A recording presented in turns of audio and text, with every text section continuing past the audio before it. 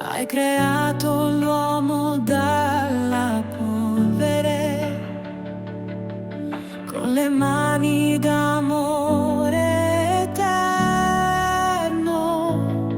Soffiasti vita dentro il cuore e l'anima si accese in te.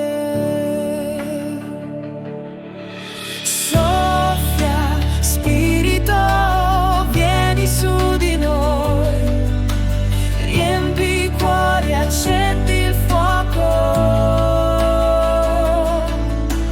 Parla, Signore, qui ti ascolterò, fa che viva solo in te. Gesù risorto apparve ai suoi e disse: pace sia